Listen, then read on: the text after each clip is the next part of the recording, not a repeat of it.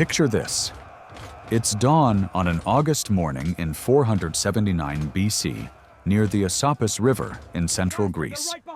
Thousands of Greek hoplites, Spartans, Athenians, men from dozens of allied cities have been holding a defensive line in the foothills for 8 days. They're thirsty, they're exhausted, but they're still in formation, still waiting. Then, in the middle of the night, everything falls apart. A planned tactical withdrawal to secure fresh water turns into chaos. Units lose contact in the darkness, commanders can't find each other, and by sunrise, the Greek army isn't in a battle line anymore. It's scattered across the plain in isolated groups, and the Persians see it. Mardonius, the Persian commander who stayed behind to finish what Xerxes started, thinks the Greeks are running. He orders the attack. Suddenly, the men who thought they were retreating to water are fighting for their lives in the open ground they'd spent 8 days trying to avoid. This isn't a thriller. This is the Battle of Plataea, August 479 BC, the largest land battle of the Persian Wars, the moment that would decide whether Greece survives as independent cities or becomes another province in the Persian Empire. And it's being decided because of a logistical nightmare and a botched night movement. These Greeks were done with Xerxes burning their temples, done with watching Athens, the cultural heart of their world, torched twice in 2 years, done with Persian cavalry raiding their supply lines while they stood helpless in the hills, done with being told that the largest empire on earth was inevitable. They'd won at Marathon a decade earlier. They'd smashed the Persian navy at Salamis the year before. But Mardonius and his army were still here, still occupying their land, still demanding submission. And now, after 8 days of psychological warfare, arrows, cavalry raids, cutting off their water, the Greeks were trapped in exactly the kind of open-ground fight the Persians wanted. What happens next transforms this near disaster into the battle that ends the Persian invasion on land. You're going to see how Greek hoplites, designed to fight shoulder to shoulder in tight ranks, turn a tactical mess into the kind of brutal, close-quarters slaughter that Persian archers and cavalry were built to avoid. How the death of one Persian cavalry commander 8 days earlier shifted momentum. How the Greeks storm a fortified camp and break an army that had conquered half the known world. This is the story of how Plataea went from "we might lose without even fighting" to "the Persians will never come back." If you're watching from anywhere in the world right now, whether you're in Greece, Iran, the US, or anywhere else, you're seeing the legacy of this battle. Because Plataea didn't just end an invasion, it ended the idea that Persia was unstoppable. And what makes this story even better, it almost didn't happen. Let me show you how close it came to going the other way. Xerxes leaves, Mardonius stays. 9 months earlier, September 480 BC. Xerxes, king of kings, ruler of the largest empire the world has ever seen, is running. His fleet lies shattered in the waters off Salamis. Over 200 Persian warships, gone. The man who crossed the Hellespont with 250,000 soldiers, who whipped the sea itself when a storm destroyed his bridge, who burned Athens to ash. That man is racing back to Asia before the Greeks cut off his escape. But Xerxes didn't take everyone with him. He left behind his best general, his cousin, Mardonius, the man who'd convinced Xerxes to invade Greece in the first place. One job: finish what Xerxes started. Mardonius got the troops to do it, hand-picked units, the immortals, Persian cavalry, archers from across the empire, Greek allies who'd already bent the knee. Winter 480 BC. While the Greeks celebrated Salamis, Mardonius tried diplomacy. He sent ambassadors to Athens with an offer. Join us. Keep your land. Keep your laws. We'll rebuild your temples. Just submit. Athens refused, so Mardonius burned the city again, second time in 12 months. Stay with me. The Athenians had already watched their city become ash once. They'd evacuated families to islands. They'd bet everything on Salamis. They'd won. And now, 6 months later, they're watching it burn again. This time, no clever naval trap. No narrow straits. This would be decided on land. The Greeks assembled at the Isthmus of Corinth. Sparta sent its largest force ever fielded outside their borders, led by a regent named Pausanias. Athens sent every hoplite left, commanded by Aristides the Just. 31 city-states. Old rivals standing shoulder to shoulder. Mardonius needed a decisive victory. The Greeks needed to end this. Permanently. Here's where it gets strange. Neither side wanted to attack first. The cavalry warning shot. The Greeks marched north through Cithaeron into Boeotia. Broad, flat farmland. Persian territory. Now. Thebes had already sided with Persia.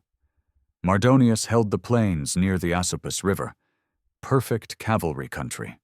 Open ground where horsemen could wheel, strike, and vanish before a hoplite could close the distance. The Greeks stayed in the foothills. Rocky terrain. Places where horses stumble. 2 armies. Watching each other. Waiting. Watch what happens next.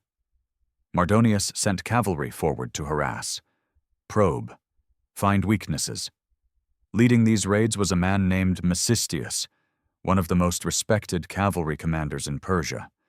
Golden scale armor, scarlet tunic, a horse bred for war. For days, his cavalry swept the Greek positions, arrows into packed formations, javelins from horseback. Then gone. The Megarian contingent sent word to Pausanias, "We can't hold. We need help or permission to withdraw." Pausanias sent 300 Athenians and a unit of archers. Mecistius saw Greeks out of position. He led the charge personally. His horse took an arrow in the side. The animal screamed, reared, threw him. Mecistius crashed to the ground in front of the Athenian line. 70 pounds of armor. No horse. Surrounded. He fought. The Greeks swarmed him, stabbing at the golden armor. The scale mail held. Then someone found the gap. A spear through his eye slot. Mecistius died in the dirt. The Persian cavalry charged again and again to recover his body, but the Greeks formed up around the corpse. Shield wall, spear hedge, hoplites win up close, Persians win at range. The Persians fell back. The Greeks stripped Mecistius's body, loaded it on a cart, and paraded it along the entire line. Every hoplite saw the proof. These Persians die when you get close enough to touch them. The lesson was obvious. What happens when you can't get close? The 8-day standoff. 8 days. For 8 days, the 2 largest armies in Greece stared across a river valley and did nothing. Greeks held the foothills of Cithaeron. Persians held the plains near the Asopus. Neither moved. Here's why. Both commanders understood the same brutal math. Greeks couldn't advance onto the plain. Cavalry would circle them. Archers would bleed them dry. Persians couldn't attack the foothills. Cavalry useless in broken terrain. Infantry climbing into hoplite spears. Both sides consulted seers. Both received the same prophecy. You win if you defend. You lose if you attack. 2 armies, both told the other side has to come to them. Mardonius blinked first. Not with infantry, with logistics. He sent his cavalry wide, around the Greek flanks, into the mountain passes behind them. They found the Greek supply convoy coming over Cithaeron. 500 pack animals loaded with food. They killed them all. Then Mardonius hit the water. The Greeks relied on a spring called Gargaphaia for fresh water. Persian cavalry found it. They fouled it, filled it with dirt and corpses and horse manure. Think about that.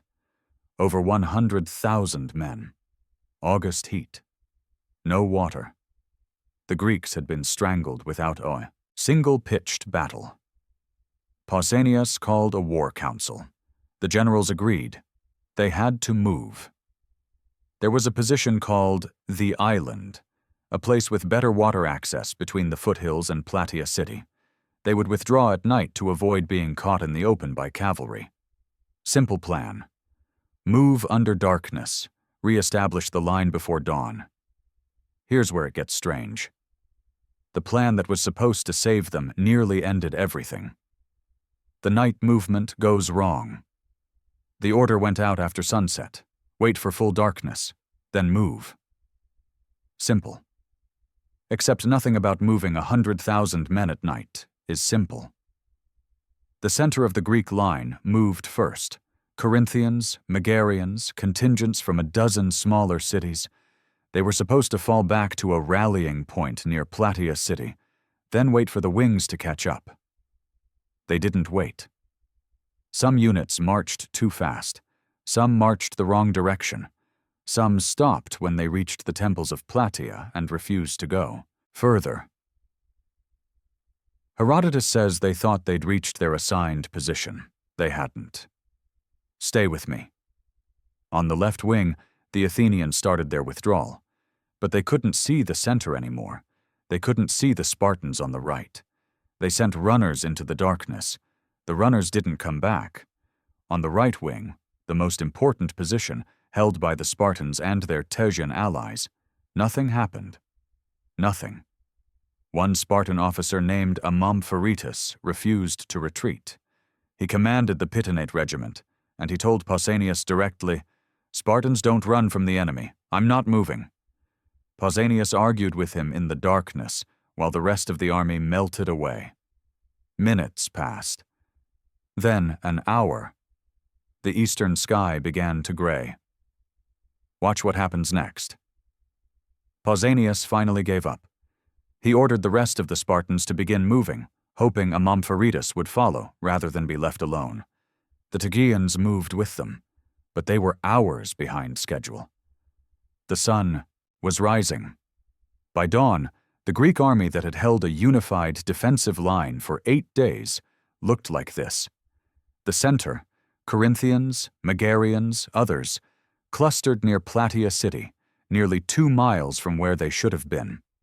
The Athenians on the left, isolated in open ground, cut off from both the center and the Spartans. The Spartans and Tegeans on the right, still moving, still exposed, still in the foothills but now visible. 3 groups. No mutual support. Exactly the kind of fragmentation that gets armies destroyed, and the Persians were watching. Put yourself in Mardonius's position for a moment. For 8 days, you've been trying to force the Greeks into open ground. You've cut their supplies, you've fouled their water. You've watched them sit in those foothills, refusing to come down where your cavalry can reach them. Now the sun rises and they're scattered across the plain, some near the city, some in the open. The Spartans, the most dangerous contingent, the men, who held Thermopylae, the best infantry in Greece, are isolated on a hillside with no support. This isn't a retreat. This is a rout. They're running. Mardonius made his decision in seconds. Full attack. Everything. Now. The Persian cavalry went first, racing across the Asopus, sweeping toward the Spartan position. Behind them came the infantry, the Immortals, Persian line regiments, Medes, Bactrians, thousands of men surging forward. And behind the Greek lines, Amampharitus, the Spartan who'd refused to move, finally saw the Persian advance. Now he moved. His regiment double-timed to catch up with Pausanias. The Spartans who thought they were withdrawing to water were about to fight the battle of their lives. The Athenians saw the Persian advance and began moving toward the Spartans to support them. But they never got there. Theban hoplites, Greeks fighting for Persia, slammed into them from the flank. The Athenians had their own battle now. They couldn't help anyone. Here's where it gets strange. The chaos that should have destroyed the Greeks created something else. 3 separate battles, all happening at once, with no overall command. The center contingents near Plataea heard the fighting and began marching back toward the sound of combat. Too far away to matter yet. The Athenians locked shields with Theban traitors, Greek killing Greek, and the Spartans, 11,500 Spartans and Tegeans, faced the main Persian army alone. Hoplites win up close. Persians win at range. The Persians were going to make sure the Spartans never got close. The collision. The arrows came first. Persian archers planted their wicker shields in the ground, a wall of protection, and began loosing volleys into the Spartan formation. Hundreds of arrows, then thousands, a storm of bronze points falling from the sky. The Spartans raised their shields. The heavy bronze facings caught the arrows. Men pressed together, each man's shield protecting the man to his left.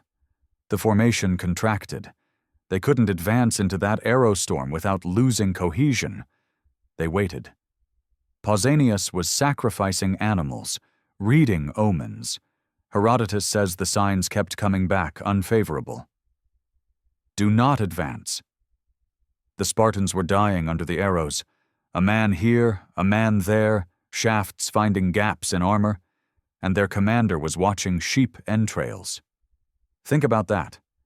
The most disciplined army in Greece, standing in a kill zone, waiting for their general to get the right message from the gods. The Tegeans broke first, not broke and ran, broke and charged. They couldn't take the waiting anymore. Their commander gave the order, and they surged forward toward the Persian line. Pausanias saw the Tegeans moving. Whether the omens finally turned favorable or he simply couldn't let allies fight alone, he gave the command. The Spartans advanced. Watch what happens next. The distance between the two armies collapsed. 100 yards, 50 yards. The arrows were still falling, but now the Persians could see Spartan faces behind those bronze shields.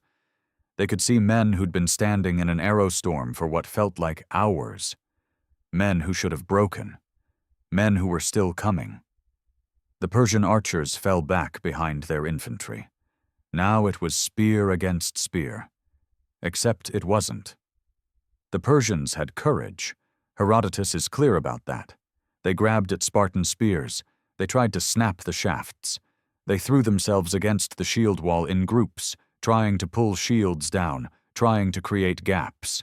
But they didn't have the armor. Persian infantry carried wicker shields.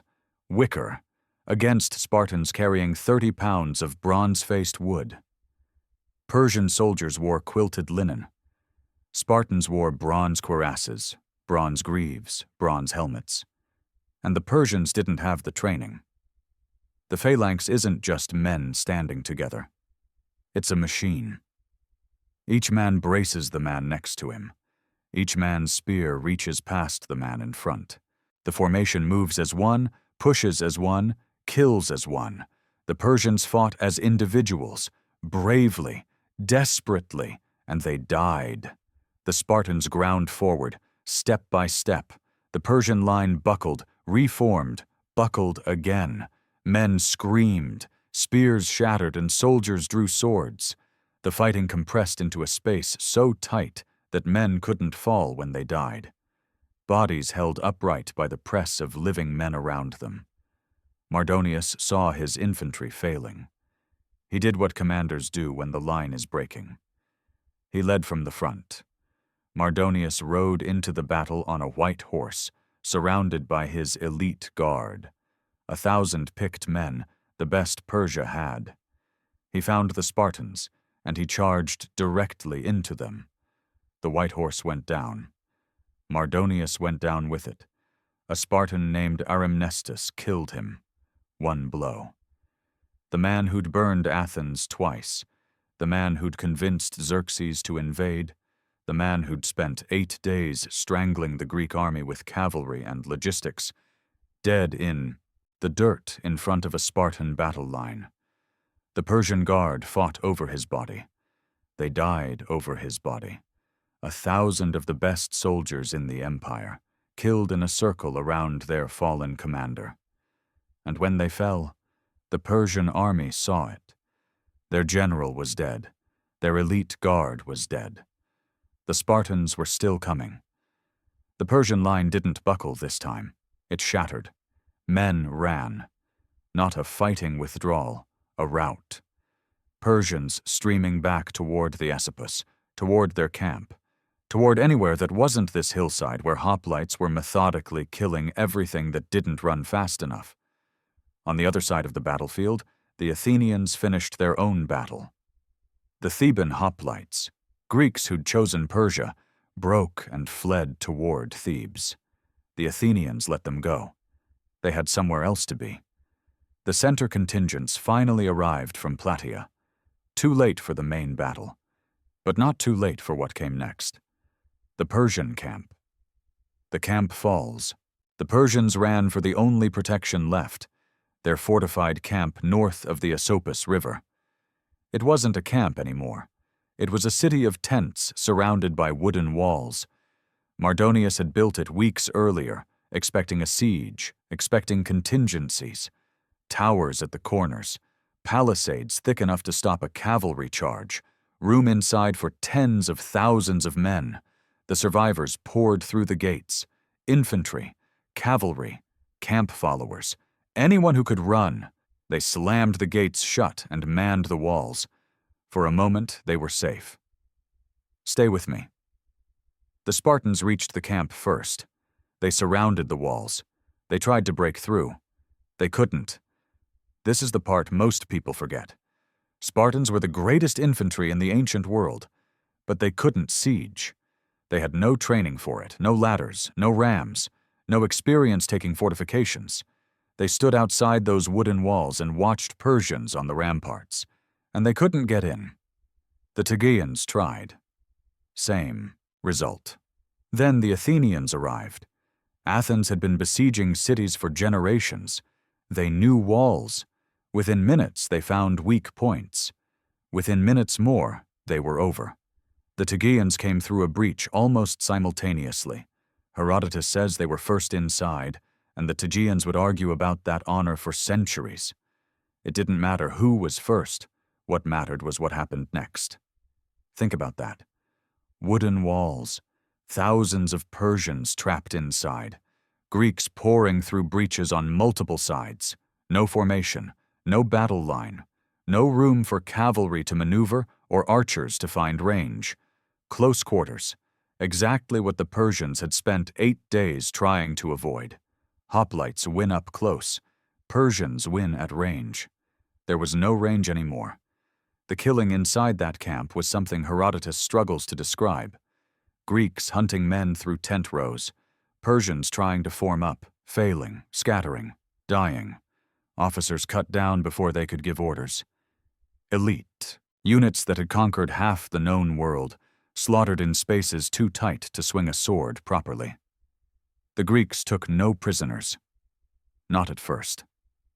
The memory of Athens burning, twice, was fresh. The memory of Thermopylae was fresh. Every Greek there had lost someone to this invasion. Family, friends, cities. They repaid it all in a single hour. Watch what happens next. One Persian officer saw the collapse coming before anyone else. His name was Artabazus, and he commanded a corps of 40,000 men. When the Greek line broke apart at dawn, Artabazus had held his troops back. When Mardonius charged the Spartans, Artabazus didn't follow. Some historians call it cowardice. Others call it the only intelligent decision a Persian made that day. When Artabazus saw Mardonius fall, he didn't wait for orders. He turned his entire force around and marched north, away from the battle, away from the camp, away from Greece entirely. His 40,000 men walked to the Hellespont, crossed into Asia, survived. They were the only Persian formation to escape Plataea intact. Inside the camp, the slaughter continued until there was no one left to kill. Herodotus gives casualty figures that are probably exaggerated, but the scale is clear. The Persian army that had occupied Greece for a year ceased to exist as a fighting force in a single afternoon. The Greeks found Mardonius's tent. They found gold, silver, treasures from across the empire. They found his personal dining set, plates and cups so ornate that Pausanias allegedly ordered a Persian meal prepared using them, then a Spartan meal, just to show his officers the difference between Persian luxury and Greek simplicity. They found the war chest, the funds meant to pay for the conquest of Greece. The Greeks divided it among themselves. Every city that had sent men to Plataea received a share. The largest portions went to Sparta, Athens, and Tegea. The gods received their cut, too, offerings sent to Delphi, Olympia, the Isthmus, and at Delphi they built something that would outlast them all. The victory written in metal. The Greeks melted Persian bronze and cast a monument, 3 serpents intertwined, rising toward the sky, supporting a golden tripod. On the coils of the serpents, they inscribed the names of every city that had stood against Persia at Plataea. 31 names: Sparta, Athens, Corinth, Tegea, Megara, dozens more. Not Pausanias won this victory, not Sparta defeated Persia. The inscription was clear. These fought the war, a coalition, a temporary alliance of rivals who'd set aside generations of hatred long enough to survive. The same day the Greeks stormed the Persian camp at Plataea, or close to it, the sources argue about exact timing, the Greek fleet won another victory at Mycale on the coast of Asia Minor. The Persian navy, rebuilt after Salamis, burned on the beaches, land and sea, both fronts, the same week. Persia never invaded mainland Greece again. Think about that. The largest empire in human history, an empire that stretched from Egypt to India, an empire that had crushed every army it had ever faced, stopped. Not at a mountain pass with 300 men, not in a naval ambush, stopped in open battle by a coalition of city-states whose combined territory was smaller than most Persian provinces. The war wasn't over. Greeks would spend the next 30 years carrying the fight to Persian territory, liberating Greek cities along the Asian coast, raiding and burning across the Aegean. But the invasion? The existential threat?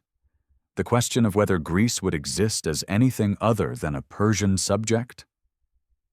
Plataea answered that. The serpent column still exists. Not at Delphi. Constantine moved it to his new capital centuries later.